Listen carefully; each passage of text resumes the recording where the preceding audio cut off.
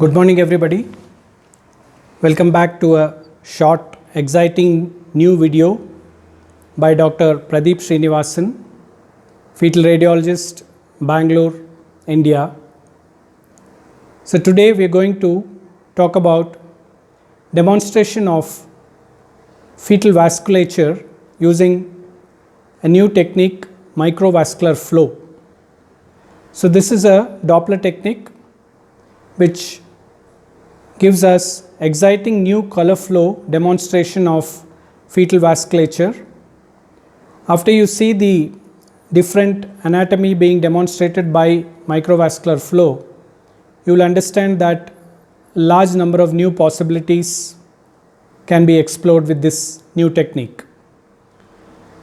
This is a normal color Doppler which is direction dependent, angle dependent and velocity dependent.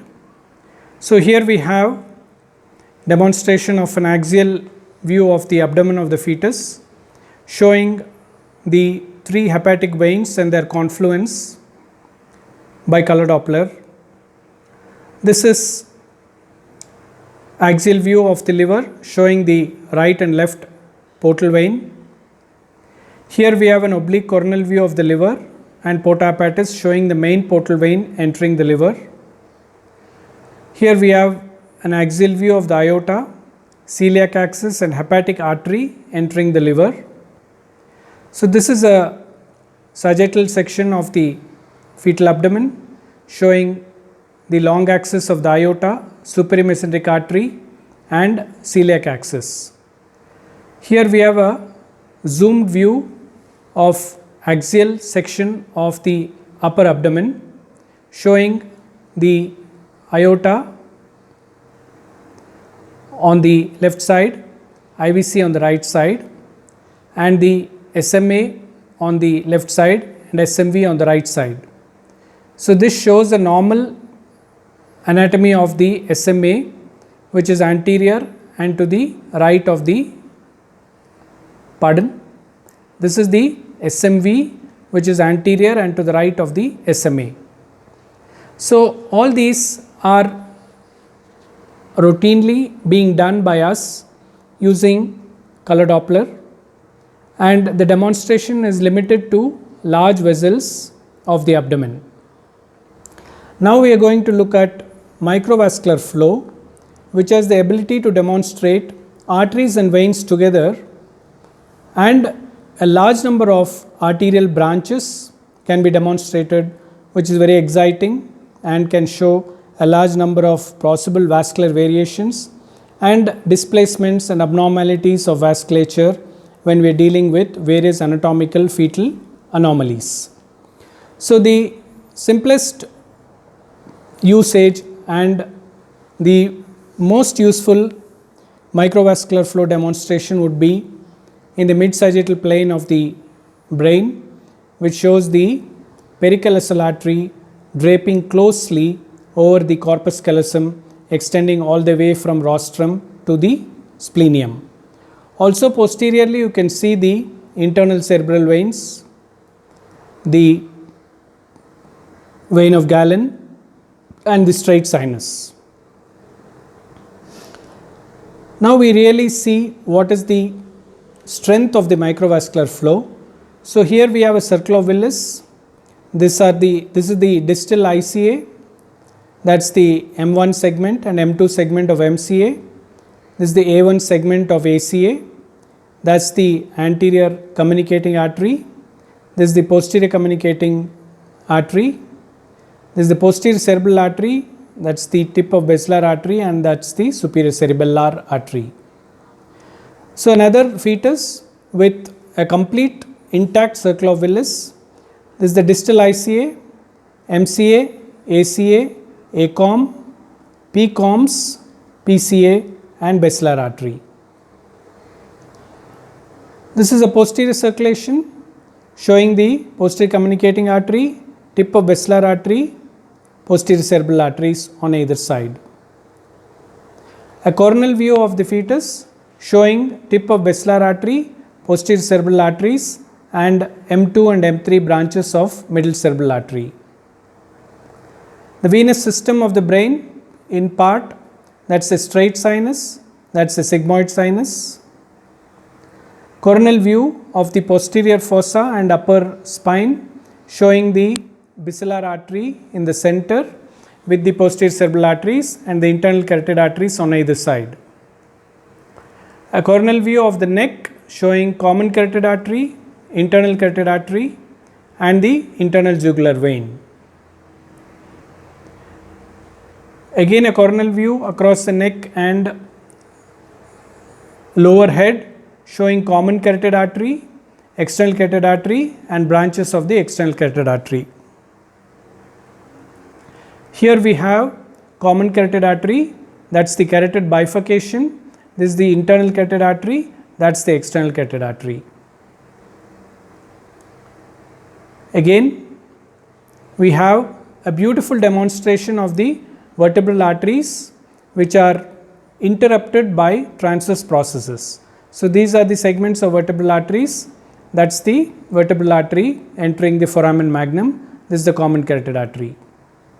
So, here we have the distal vertebral artery arching over C1 entering the foramen magnum and that is the basilar artery. Here we have the neck with the internal jugular vein entering into superior vena cava and then into right atrium. This is a sagittal view of the lung, diaphragm and liver. You can see the pulmonary vasculature which has both arteries and veins and shows complete arborization of the lung up to the pleural surface. Again similarly we have the portal vein branches of the liver below the diaphragm. At 12 weeks again fetal vasculature, this is the aorta, IVC, both subclavian arteries, common carotid arteries, internal carotid arteries, MCA, ACA. The abdominal aorta dividing into common iliac arteries. Here we have the iliac arteries going towards the groin on either side. These are the umbilical arteries. Here we have both the umbilical arteries on either sides of the urinary bladder. This is the iliac artery going into the groin, trying to go into the thigh. Abdominal vasculature, especially kidney. This is the aorta, main renal artery and renal artery branches showing the segmental, interlobar and arcuate arteries.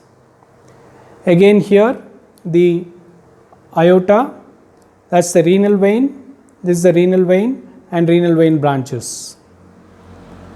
On axial section, this is the aorta, this is the left renal vein, that is the right renal vein.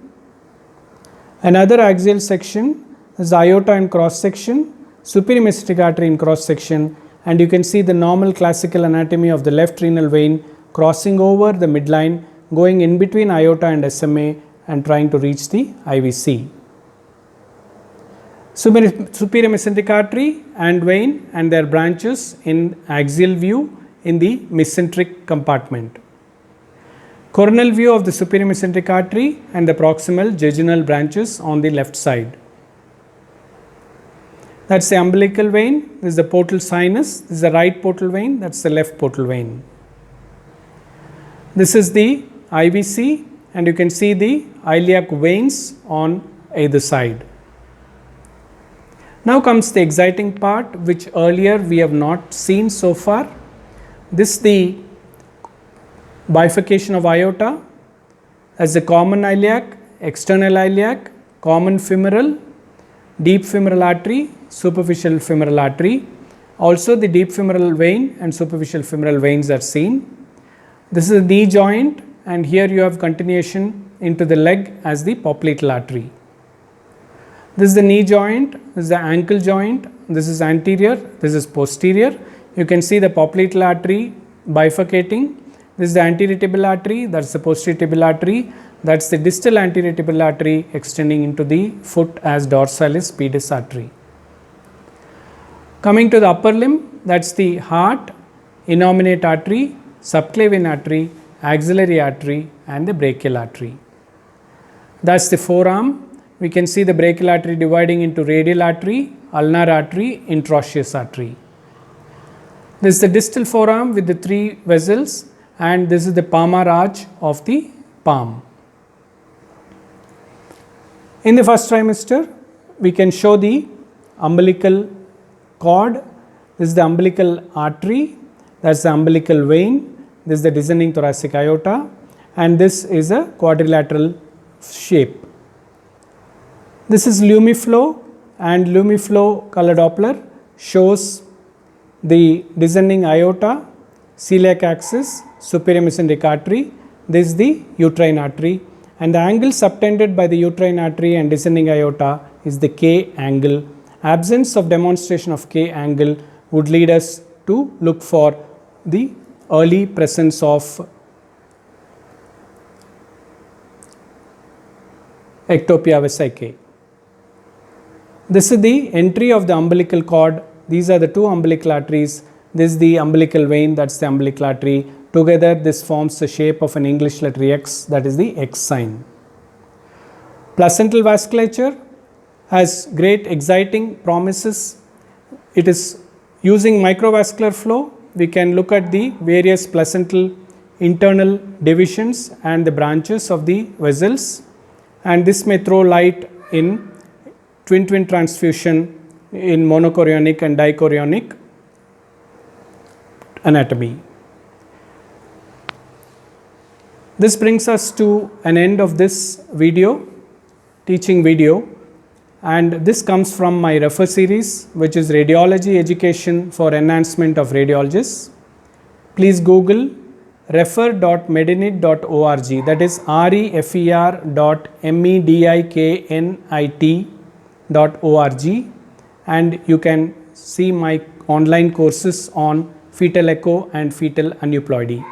These online courses have a lot of narration of the subject using line diagrams, props, medical models, etc.